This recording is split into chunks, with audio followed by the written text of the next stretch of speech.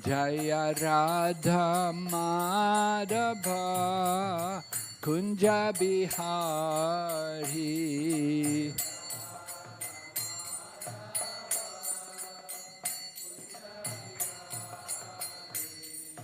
Gopi Jana Vallabha Giridharadhari.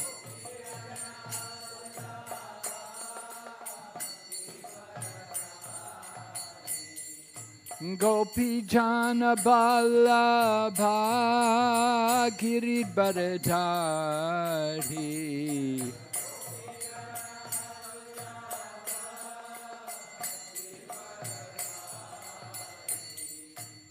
Yashodanandana Braja Janaranjanha.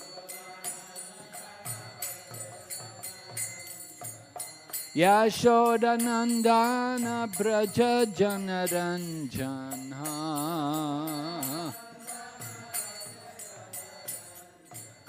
Yamunatira Vanachari.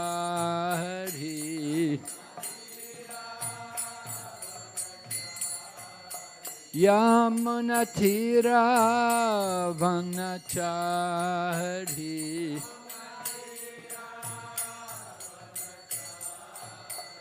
Hare Krishna, Hare Krishna, Krishna Krishna, Hare Hare, Hare Rama, Hare Rama, Rama Rama, Hare Hare.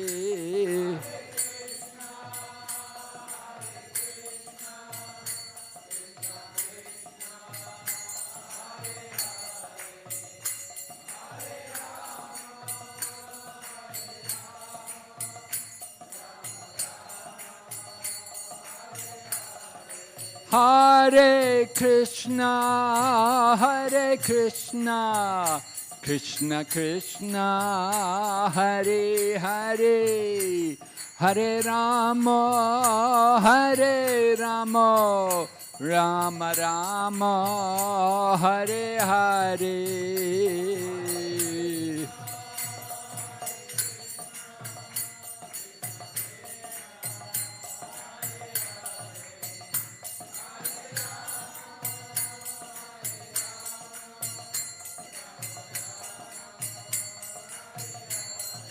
Hare Krishna, Hare Krishna, Krishna Krishna, Hare Hare, Hare Rama, Hare Rama, Rama Rama, Hare Hare.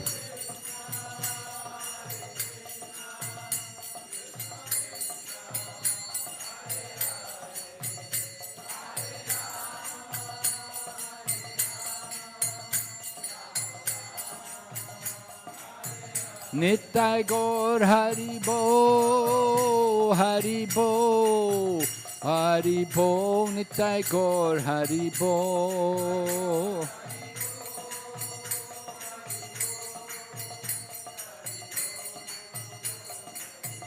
Jai Jai Prabhupada, Prabhupada, Prabhupada, Jai Srila Prabhupada.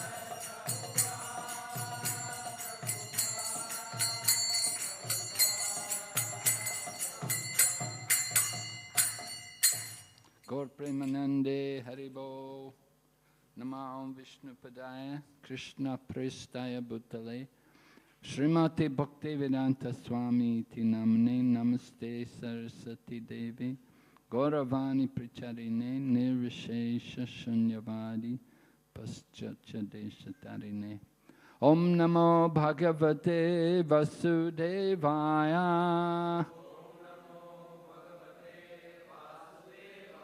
Om Namo Bhagavate Vasudevaya. Om Namo Bhagavate Vasudevaya. Narayanam namaskrityam Naram chaiva narottamam Daivim sarasatim vyasam Tato jayamudirayat Nasta praeshu vabhadreshu Nityam bhagavata sevaya Bhagavati uttama shloke Bhaktir bhavati naishtaki. We're reading Srimad Bhagavatam, Canto 5, Chapter 15, beginning with text number 14 and 15, and then going on to 16, because there's no purport.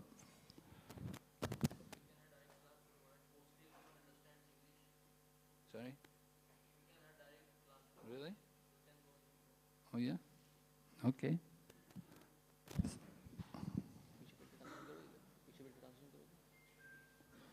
जिनको भी हिंदी अनुवाद चाहिए तो नादिया कुमार प्रभु पीछे रहेंगे, आप उनके साथ बैठ सकते हैं और अनुवाद सुन सकते हैं. Can you want to read the prose for me? Yeah, that we can do.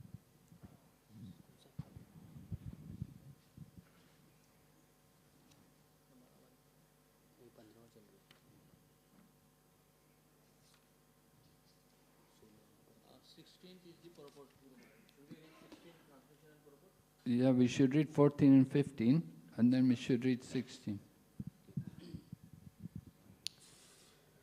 हम आज स्कंद 5 अध्याय 15 जिसका शीर्षक है राजा प्रियव्रत के वंशजों का यश वर्णन, श्लोक क्रमांक 14, 15 और 16 पर चर्चा कर रहे हैं. 14 और 15 का अनुवाद इस प्रकार से है. गयंती के गर्भ से महाराज गय के 3 पुत्र हुए, जिनके नाम थे चित्ररथ, सुमति तथा अवरोधन. चित्ररथ की पत्नी ऊर्णा से सम्राट नाम का पुत्र प्राप्त हुआ.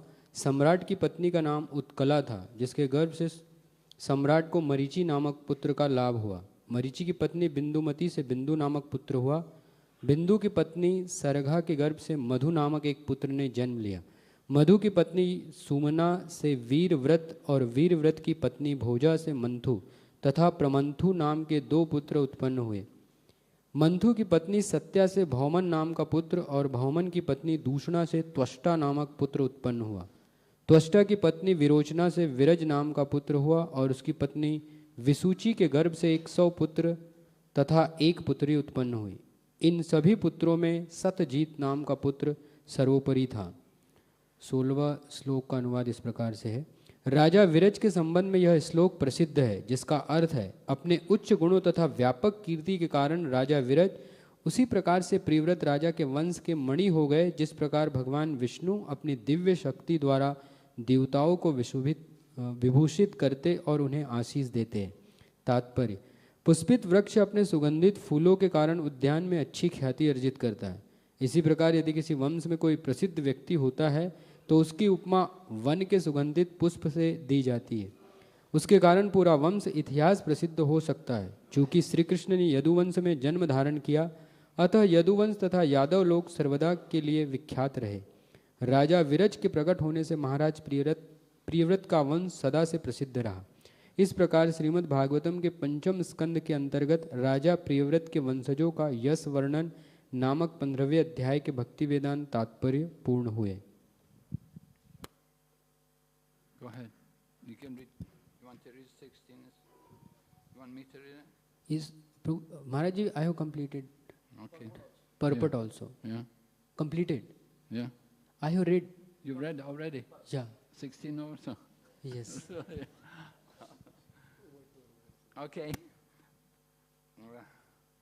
Om Jnanatimmirandasya Jnananjana Shalakaya Chaksurunmilitanyena Tasmai Shri Gurave Namaha Shri Chaitanya Manobhistam Sthapitam Yena Bhutale Swayam Rupa Kadamayam Dadati Swapadantikam Bandeham Shri Guru Shri Yata Padakamalam Shri Vaishnavamscha Shri Rupam Sagrajatam Sahagana Raghunathan Vitam Tam Sajevam Sadvaitam Savadutam Parijana Sahitam Krishna Chaitanya Devam Shri Radha Krishna Padan Sahagana Lalita Shri Vishakanitamscha Hey Krishna Karuna Sindhu Dina Bandhu Jagatpate Gopesha Gopika Kanta Radha Kanta Namastate Tapta Kanchana Gaurange Radhe Vrindavaneshwari Vrishabhanustate Devi Pranamami Hari Priye Vanchakalpatarubhyascha Kripa Sindhu Bhayevacha Patitanam Pavanebhyo Vaishnavibhyo Namo Namaha Jai Shri Krishna Chaitanya Prabhu Nityananda Shri Advaita Gadadhar Shri Vasade Gaur Bhaktavinda Hare Krishna Krishna Krishna Hare Hare Hare Rama Rama Rama Hare Hare. So this is the last verse of this chapter, chapter 15. We're hearing about the descendants of Priyavrat. So I thought it might be helpful to just quickly review what's been covered in this fifth canto. It began with the activities of Maharaj Priyavrata himself, Maharaj Priyavrata being the eldest son of Swayambhuva Manu. Swayambhuva Manu had two sons, Uttanapad and Priyavrat. But Priyavrat, from the early age, gone off to be with Narada Muni, gone off to the mountains to do tapasya, and he didn't have interest. So Uttanapada took the throne when Swayambhuva Manu wanted to retire. Uttanapada became the king, and he was ruling for a long time. But then, what happened then? Oh, well, different people die. They give up the body, and Priyavrata still hadn't come back. They went all the way to the Prachetas, and the Prachetas were ruling, and there was no descendant. And then they needed somebody to rule. So then Swayambhuva Manu, along with Brahma and Indra, they all came there and got Priyavrata to come back and to rule. And so Priyavrata entered into householder life, and at the same time, he remembered the lotus feet of the Lord. He kept his devotion. It's not necessarily true that entering into family life means that you become degraded. There are many great devotees in householder life, and Maharaj Priyavrata was certainly one of them. So then the next chapter, chapter 2, is about the son of Maharaj Priyavrata, Agnidra. Agnidra, he was the son, and we hear about his activities, and then after Agnidra, then comes Nabi. And from Nabi, then the son of Nabi, Rishabdev. And Lord Rishabdev is described there in his activities. Lord Rishabdev, of course, is like in the Jain religion, he's very prominent. He's like the Tirthakar, the first Tirthakar there in the Jain teachings. And Rishabdev is an incarnation of Lord Vishnu. He's described here about his activities. He's actually the Supreme Lord himself. So there's several chapters about Lord Rishabdev, and Lord Rishabdev had 100 sons. He was also in family life, and he had 100 sons, and his oldest son was a very great devotee, Maharaj Bharat, and that's described. Actually, he had all of his sons were really good personality. There was the 9 Prachetas, not Prachetas, the 9 Yogendras, Navyogendras, right? They were the sons of Lord Rishabdev, but you don't hear about them until 11th canto. You'll hear about the 9 Yogendras. They were all Mahabhagwat devotees, and they traveled and preached. They just traveled and preached. 9 Yogendras, sons of Rishabdev. Bharat Maharaj, he was the oldest son, he became king, and this planet is called Bharatvarsh after Bharat Maharaj, who was the son of Rishabdev. So we hear, after hearing about Rishabdev, then we hear about the activities of Bharat Maharaj, and how Bharat Maharaj, how he, after renouncing the kingdom, gave up everything, went to the Ganduki up there in Himalayas, and somehow he got attached to a deer, and he ended up becoming a deer in his next life. So that's described. And then you hear about how his next birth, after the birth as a deer, he became Jadbharat. And he was born the son of a Brahmana. And then you hear about his activities as Jadbharat.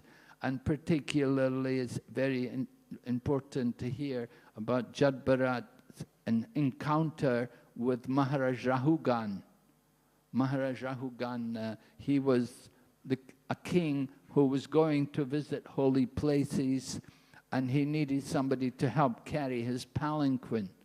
And he happened to select Jadbharat to help carry his palanquin. So Jadbharat was carrying his palanquin, and later in course of time, because he was carrying the palanquin and avoiding the insects on the path, so it was a rough ride for Maharaj Rahugan. And Maharaj Rahugan got quite angry at Jadbharat and began to chastise him. And then Jadbharat began to speak philosophically. And he revealed himself, because Maharaj Rahugan thought that Jadbharat was just some crazy person, just some useless person with no brain. But when he heard Jadbharat speak, then he understood he was really a very great soul who was really enlightened. And so Maharaj Rahugan and Jadbharat, they're discussing. You can hear the conversation between them.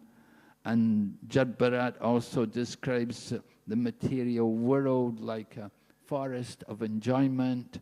So all of this is described here in Srimad Bhagavatam. And then that brings us up to this chapter which we're finishing today, which is chapter 15. We're hearing about the descendants of Priyavrata. And we were hearing particularly about Maharaj Gaya the last few days. And today they're talking about another son. What was the name? Virajit? Virajit, yes, yeah. So Virajit, one of the descendants of Priyavrata. And we'll go on to hear next chapter. Tomorrow we'll hear beginning the description of Jambudweep, because these kings were not ordinary kings. They were not just ruling this planet. They were ruling Jambudweep. They were really big kings, you know. Jambudweep, we don't even know about Jambudweep. We can't even dream of it, you know. It's beyond our comprehension. But they were ruling it. And the Pandavas, sometimes like that, they would go there. When Arjuna was collecting gold for the Rajasuya sacrifice, he would go to these kind of places. So anyway, that's coming up in the next section of Srimad Bhagavatam. But today, we want to speak in relation to the verse today, how there was a great soul, Virajit, appeared in this dynasty from Priyavrat. Although Priyavrat was a great soul himself, Vishwajit is considered the jewel of the dynasty. We're not told exactly very much about his activities. I couldn't find anything about him. But Prabhupada speaks about how you have one great soul in the dynasty, and it's very one great soul brings so much credit to everybody in that dynasty. And Prabhupada gives an example, just like you may have one sandalwood tree in the forest, If you have one sandalwood tree, the aroma of the sandalwood goes through the whole forest, and the whole forest becomes, you know, very aromatic due to the fragrance coming from the sandalwood tree. And Prabhupada gave this example, actually. We had one devotee who joined in Hong Kong, one Chinese man joined in Hong Kong when Barijan, His Grace Barijana Prabhu, Barijan's very, very, very senior devotee, very learned devotee, and for some time he was preaching there in Hong Kong along with his wife. His good wife was also a very powerful preacher.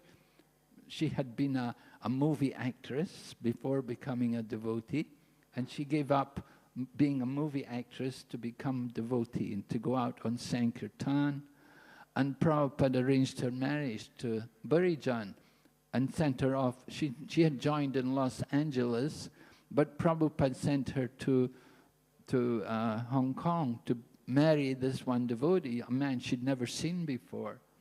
So it was really interesting, you know, that they were so renounced.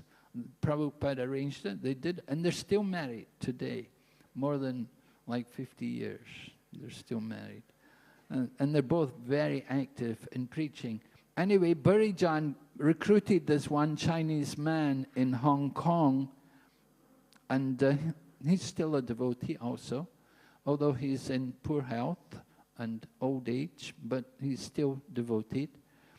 So his name was Yashomati Sutta, and he began translation of the Bhagavad Gita into Chinese. And when Prabhupada heard that he'd actually translated Bhagavad Gita into Chinese, Prabhupada was so pleased, and Srila Prabhupada praised him. He said, "You are a credit to all the Chinese race."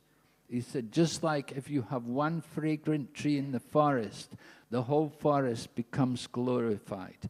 Prabhupada said, because you have translated the Bhagavad Gita into the Chinese language, he said, you are a credit to all the Chinese people, to the whole race of China.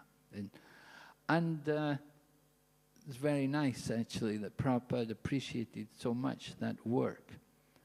And similarly, Prabhupada himself went to Moscow in 1971. At that time, Russia was very much communist, and it was really closed up. It was not Russia, it was all USSR. Today, you know, they're all divided, they're all separated states now. But in 1971, it was quite difficult to go there. But Prabhupada somehow, with the help of his secretary, Shamsundar Prabhu, he arranged that they could go there. And the purpose in going, they had arranged a meeting with a professor in the Moscow University, who was a professor of Asian Studies, a Professor Kotovsky. So Prabhupada and Shamsundar, and I think maybe another devotee also had gone there with Prabhupada. And they were just in Moscow for a few days. And they were looking around and seeing Moscow, how it was in those days. It was really very drab, and there were churches. You know, Russia have their own religion. They have a thing called the Russian Orthodox Church. And they have churches everywhere, all over Russia. So when Prabhupada went there to Moscow, he saw that there were churches, but there were soldiers guarding the churches. Because the nature of the communist society, they don't encourage religion. So even though the people may want religion, the government doesn't want to encourage it. And then the Russians had posted these soldiers outside the door of the church just to restrict entry. Anyway, Shamsundar was there with Prabhupada, and difficult to get food. You know, Prabhupada wanted some fruit or vegetables, some rice, and very difficult to find these things. So Shyam Sundar Prabhu was out searching to buy some rice so they could cook something for Prabhupada. So while he was out there in the streets, there was an Indian boy who his father was like working in the Indian embassy, and he was with a young Russian man. And they saw Shyam Sundar, and they could see that he was a Westerner. And so they asked him, "Do you have any Beatles music?" Do you know Beatles? Do you remember them? Yeah? Huh? Yeah, right. You know, the music group, they were very, very popular in 1971. So Russia, they're not allowed these kind of things. You know, that's not allowed, wasn't allowed in the communist regime. They don't want to encourage these kind of things. So they approached Shyam Sundar and asked, "Could you give us some, have you got any Beatles music with you could give us?" And Shyam Sundar looked at them and said, "Well, you know, I've got the guru of the Beatles with me here right here. The guru of the Beatles is here right now. He's sitting in the hotel room. You want to come and meet him?" So they said, "Oh, yeah, sure, you know." So they went over to the hotel room and they met Srila Prabhupada. And this young Russian man was so interested. You know, Prabhupada began to speak and explain a little bit about self-realization and God consciousness. And this Russian young man, he immediately took to it, and he had so many questions. And he spent a lot of time there with Prabhupada, just hearing Prabhupada and asking questions and learning from him. And that young Russian man, Srila Prabhupada initiated him, Ananta Shanti. Yeah, he died some years ago, but this Ananta Shanti was the first Prabhupada's disciple in Russia, and he was so affected by Prabhupada's association that he took the message of Krishna consciousness around Russia, that he personally helped to bring more Russian people into Krishna consciousness. And they even organized the printing of Prabhupada's books and translation of Prabhupada's books, which were illegal. It was illegal. Just like in China, it's very difficult to print books because they know the power of the press. And Prabhupada himself said about how in India, in Calcutta, for example, they have the books of the communist philosophy. There's a bookstore there which is all for communist books. And just simply through these books, the Russians had put some they brought some books there in English language, they brought some books there to Calcutta, and they made a little bookstore, and they were distributing these books about the communist philosophy, Marxism and Leninism and this and that ism. And from that, they introduced communism to India. That's how it came in India. No Russians came here to preach communism. How did communism get here in India? That you had Bengal, it was communist state for many years, decades. And maybe Kerala is still communist, I don't know.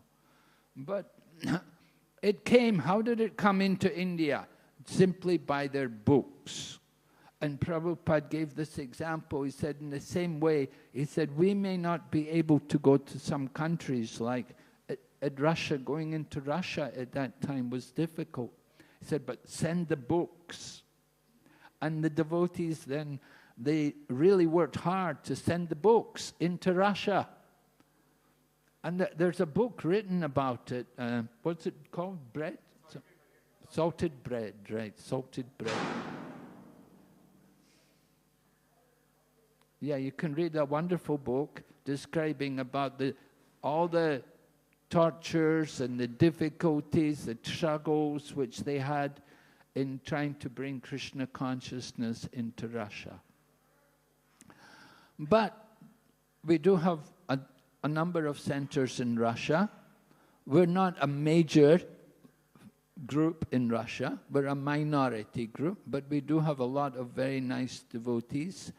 And actually, when you go outside of Russia, when you go to America, you go to London, you go different countries, you'll see there's a lot of Russian devotees.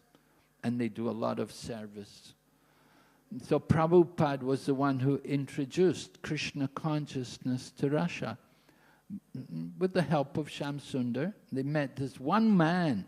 And Prabhupada gave the example, he said, just like when you cook rice, you pick up one grain, and if one grain is cooked, you know all the rice is cooked, right? So everybody who cooks, you know that, right? So the same way Prabhupada said, this one man shows what is the mood in Russia. From this one man, you can understand how ripe this country is to introduce Krishna consciousness. And of course, Prabhupada sent some of his senior devotees, told them that they should preach there in Russia. And there were people, Gopal Krishna Maharaj, of course, he goes there regularly. He has many disciples there. And there are many other devotees. Indrajumna Swami, of course, he also has a lot of Russian disciples. He travels regularly there. And then Niranjan Maharaj also is very active there. And Krishna Kshetra Maharaj is very active. Many very senior devotees. They're doing wonderful preaching there in Russia. And we get good response. Many people, young people, coming to Krishna consciousness. Not only young, old people also. Everyone, many people, they really like Krishna consciousness movement. But there's opposition. There's always opposition. Prabhupada writes about this in the Chaitanya Charitamrita. And he describes how when Chaitanya Mahaprabhu was present in Mayapur, how the Chankazi came and broke the Madanga drum in the house of Srivas Pandit and stopped the Sankirtan. No more Sankirtan. Any more Sankirtan, I'll convert all of you to Muslims. So they were very afraid. So Prabhupada writes in that section of the Chaitanya Charitamrita, he said, where there is opposition to our movement, he said, this shows that our movement is bona fide. Because we're doing something good. We're presenting something very good, very powerful.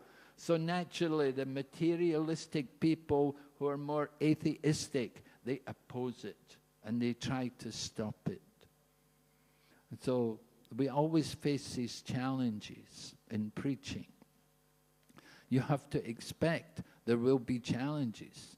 Even Bhaktisiddhanta Saraswati, when he was preaching in Bengal and Orissa and these places, there was opposition. There was opposition to him.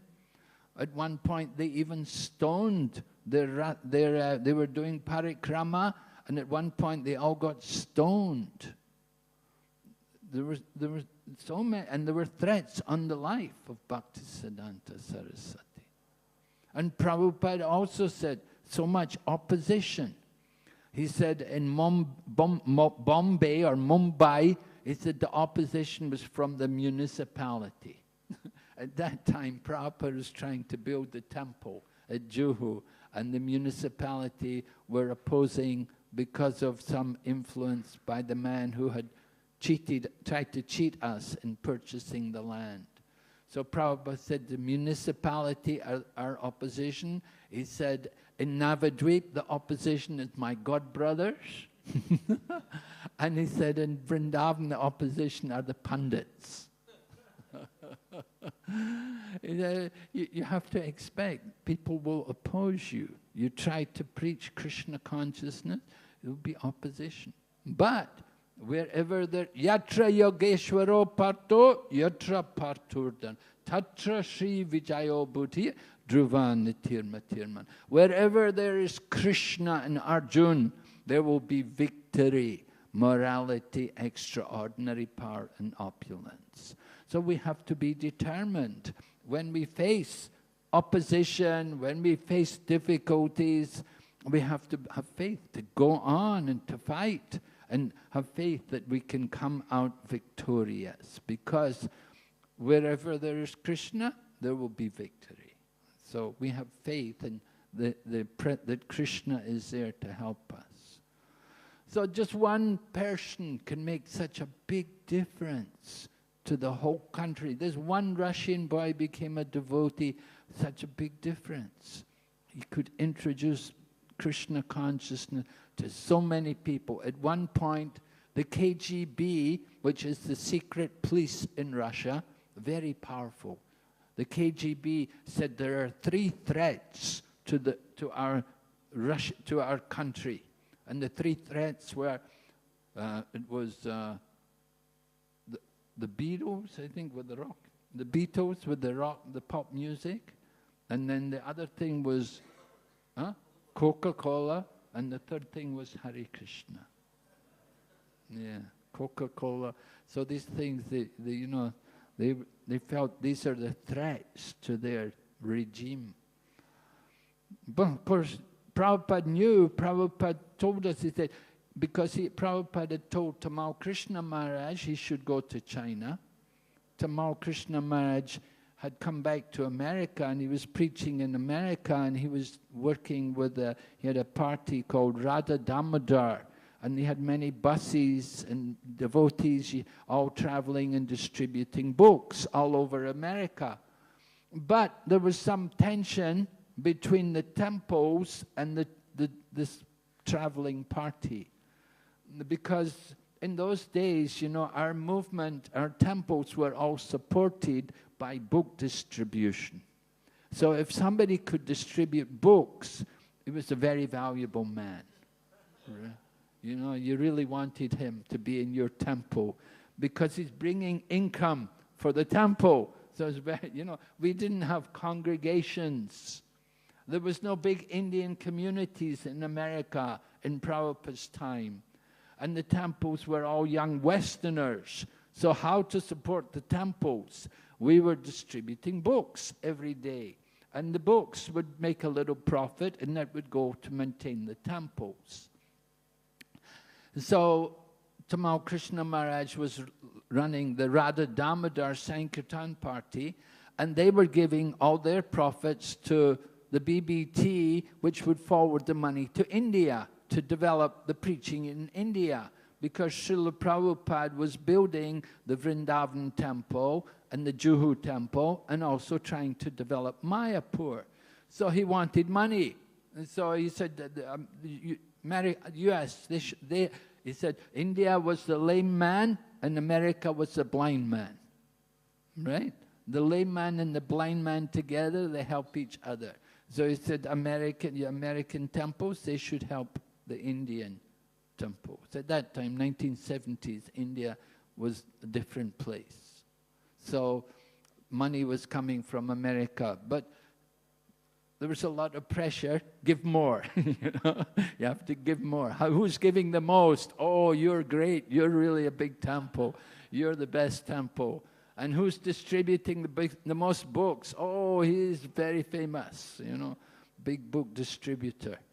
There was even one devotee, he would distribute so many books. Prabhupada said he is an incarnation of book distribution. And he's a very prominent, he unfortunately separated himself from ISKCON, but he's still preaching, and he has his own disciples, he has his own temples. He's a very dynamic person, Anyway, Prabhupada's an incarnation of book distribution.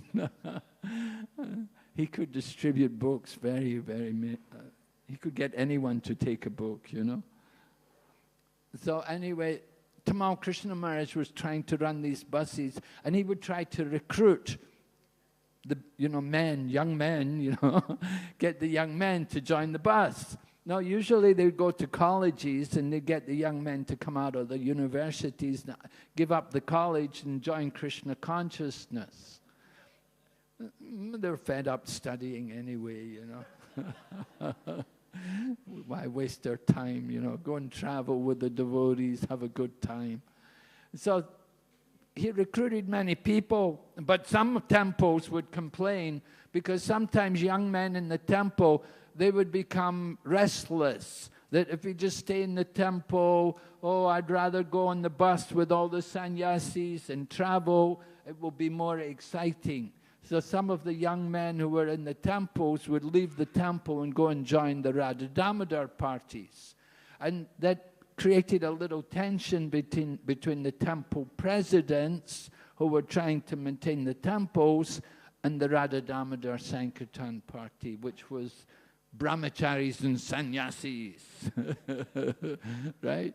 So the temple presidents complained to Prabhupada, and Prabhupada didn't like it. So he told Tamal Krishna Maharaj, he said, this is not good. He said, you have to stop this. And Prabhupada gave some conditions and some restrictions.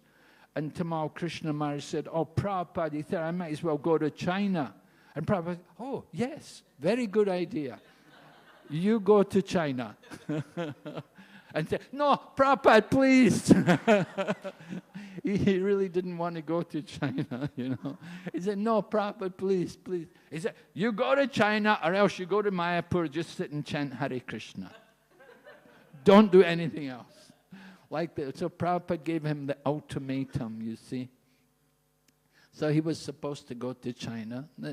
For some time, lasted.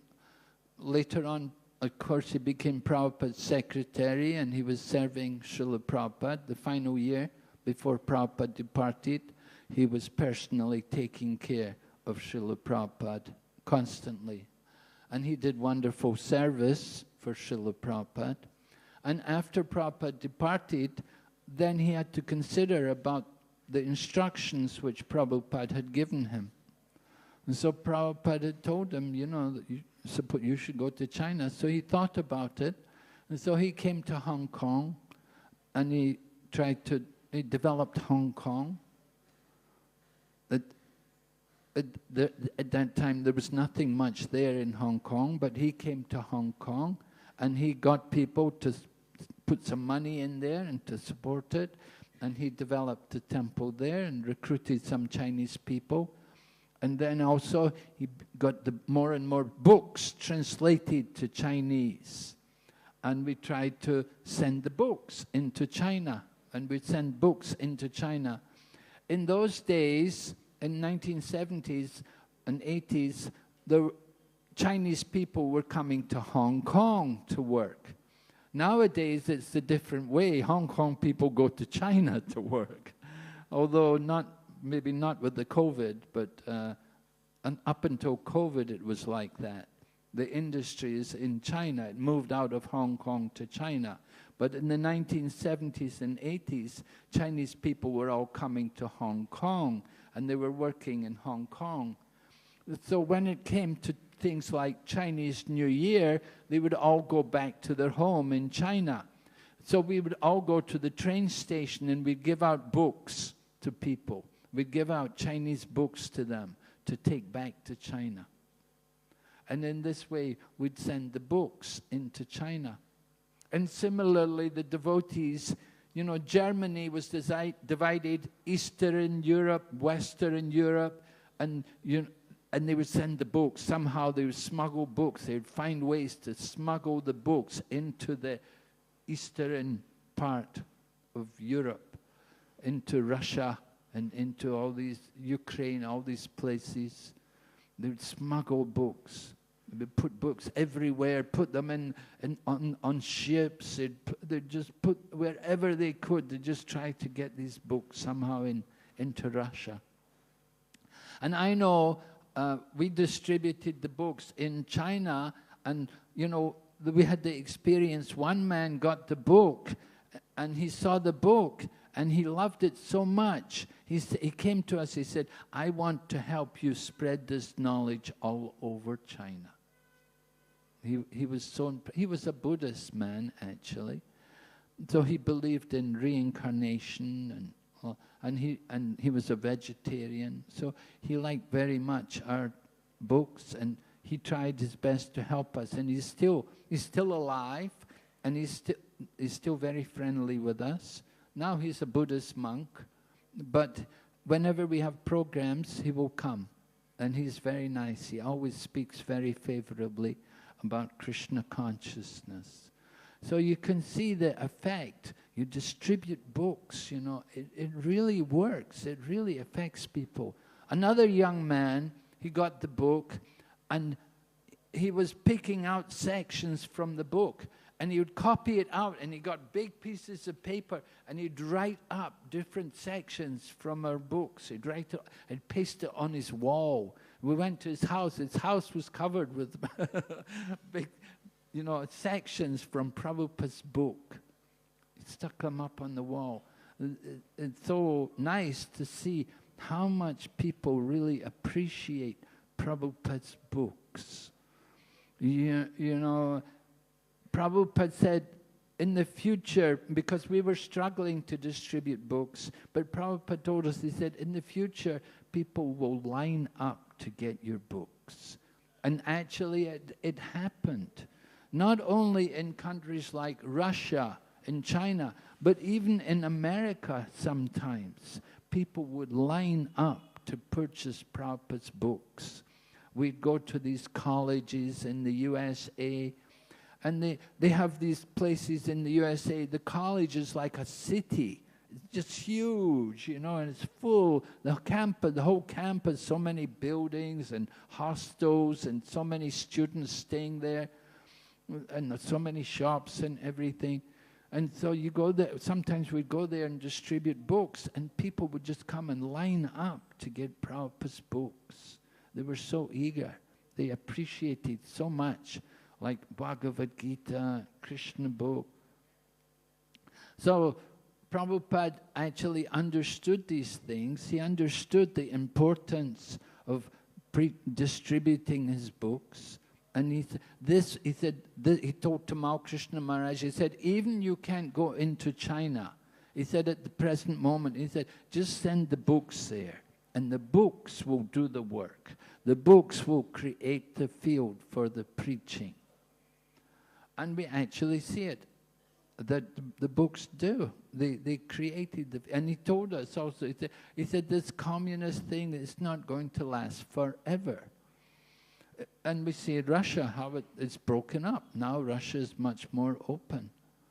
There's still difficulties, it's still difficult, there's still challenges, but still it's much better than it used to be.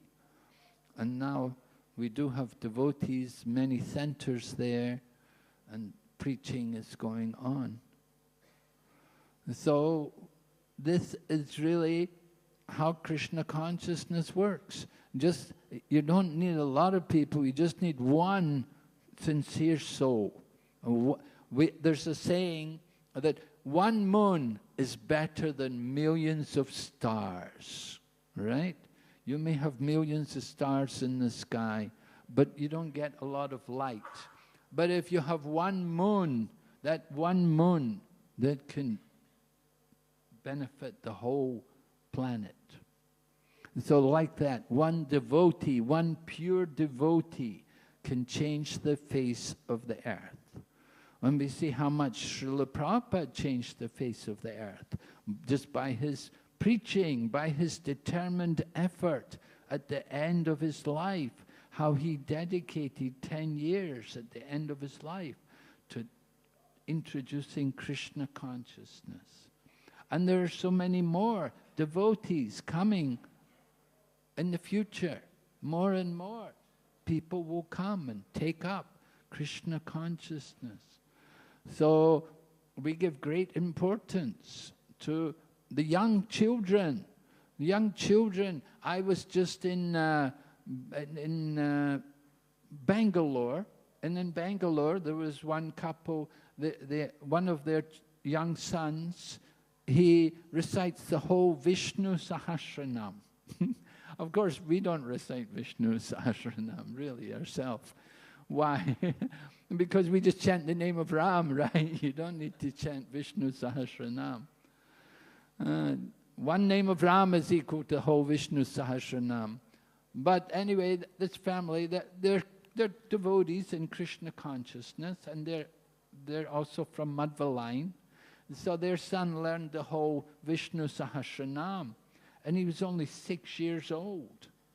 And so it got in the Guinness Book of Records. The youngest child to recite the whole Vishnu Sahasranam at age of 6. So like that, we've got promising devotees coming up. I saw yesterday going to the Gurukula, the young children there, the young people there, and certainly it's very encouraging, very promising to see these young people take up Krishna consciousness. So we're sure in the future there will be many wonderful devotees to help us to spread this Krishna consciousness. We don't need a lot of people. We just need pure souls. One pure soul can do everything. Just like it's described here, that one soul, it's a jewel. It said Haridas Thakur is like the jewel of the Gaudiyas, because Haridas Thakur chanted so much the holy name. He had so much faith in the holy name. So he's like the jewel. And so there's so many jewels in Krishna consciousness, in the parampara. We want to understand more their mood and their mission and appreciate them. And then we can also propagate Krishna consciousness. We'll have more faith and we'll become more enthused to propagate Krishna consciousness and to follow, try to follow in their footsteps, to follow their example. Okay, are there any questions, any comment? Anyone?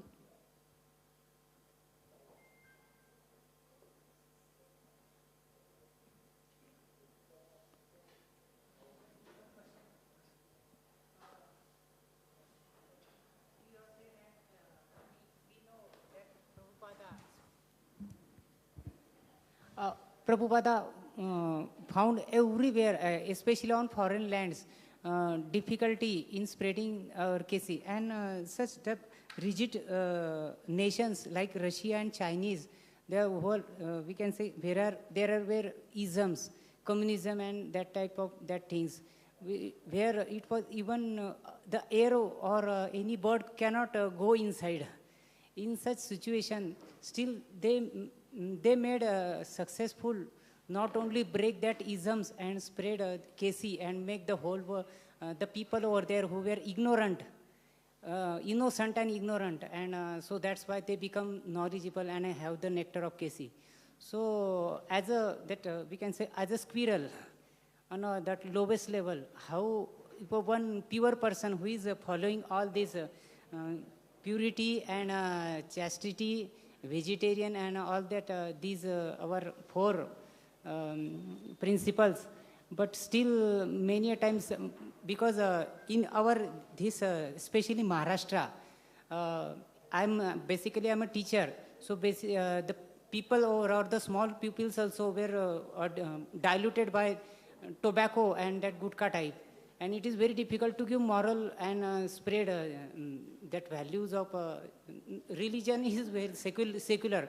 But through morality, how can we, the teachers can spread a religion or that Kesi?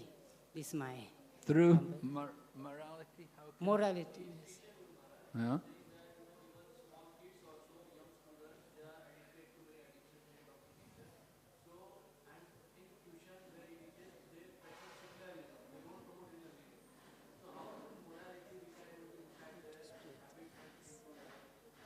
Yes. Yes, it's certainly unfortunate that India became secular. That happened also in USA. In America, they used to have prayer every day. It was the custom that every day in the classroom, they would begin the day with prayer. But one politician, one lady politician, said, oh, this is not good, we're indoctrinating people into our belief, we shouldn't impose our belief on others, and everyone has a right to decide for themselves. And so they all agreed, they had no more prayer. And that was the end of prayer in the classroom, unfortunately. And so your concern is you want to encourage morality among the school children and how to help them.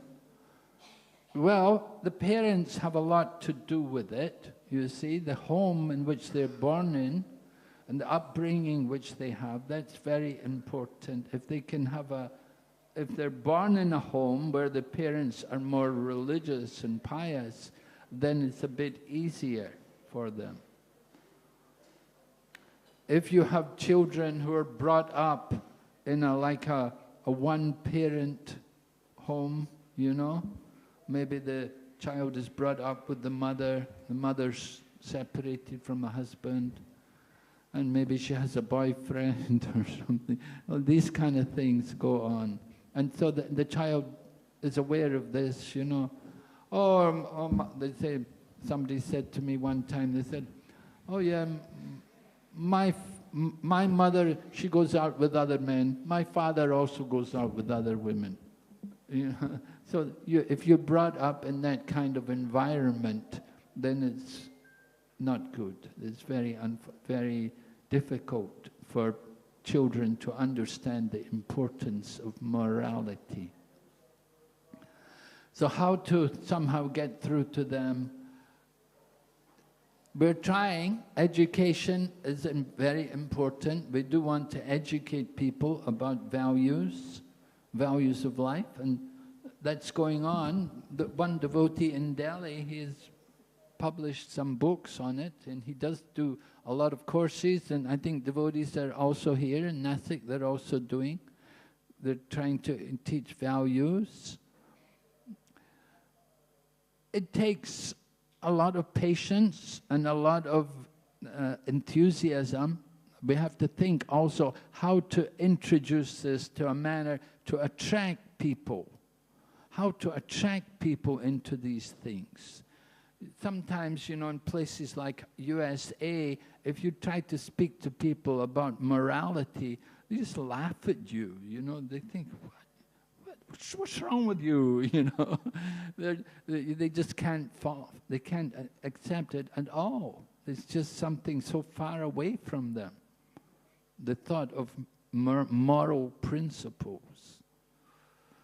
And there was even a case, you know, one Indian family who lived there in America, so their daughter was going to school, and so it happened that another boy at the school, he invited her, hey, let's go out together, you know, I'll take you out. And so she said to her mother, is it all right for me to go out with him? And fortunately, the mother said to the daughter, she said, if you go with that boy, you're no longer my daughter. So that's the kind of stance sometimes you have to take like that. You have to really be very determined and very serious to let people know the importance of these kind of values. Moral principles are something really important in life, and they will certainly if we don't have that kind of morality, then we're certainly living a hellish life, and we'll go to hell. That will be the destiny. So it is important for us to try to teach these things, but to teach them in a manner in which somehow to make it attractive and appealing to people. We do want to speak about the dangers which are there in immorality. What happens? What kind of society does it lead to? What is the future of people who are engaged in all kinds of immoral activities? How they suffer, the agonies.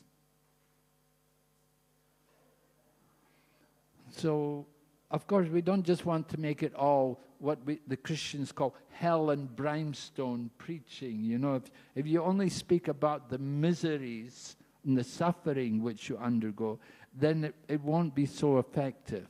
But if we can speak about the joy and the happiness which comes by practicing a moral life, that it's much more pleasing and satisfying, and that you will have a much happier life by practicing moral principles.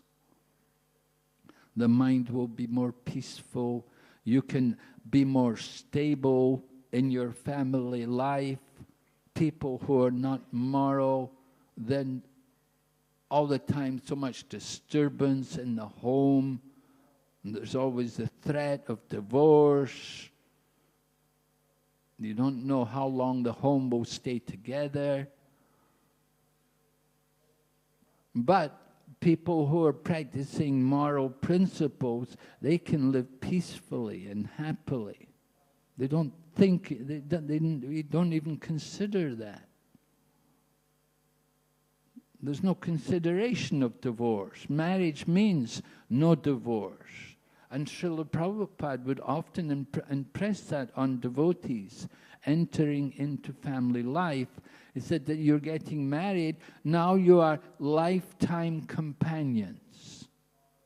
Lifetime companions. That should be understood with the marriage. But it's not understood, unfortunately, by a lot of people today.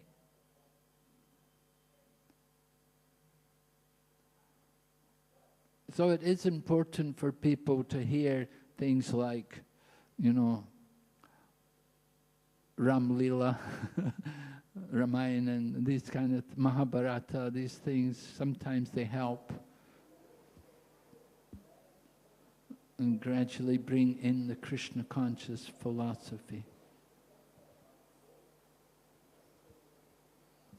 So teaching is a very challenging profession, and certainly as a teacher, you have the greatest responsibility. I remember teachers at my school, they would often say, don't smoke. But the students would say, but sir, you smoke. You know? And so that kind of teaching is no good, you know? You want to teach to people, you have to teach by example. And so Prabhupada writes about that the teachers, the heads of state, the heads of family, they all have that responsibility to show the example, to set the standards by their example, exemplary behavior. Okay, thank you for that. Hare Krishna. Okay, Srila Prabhupada ki jai. Go back to Vrindavan.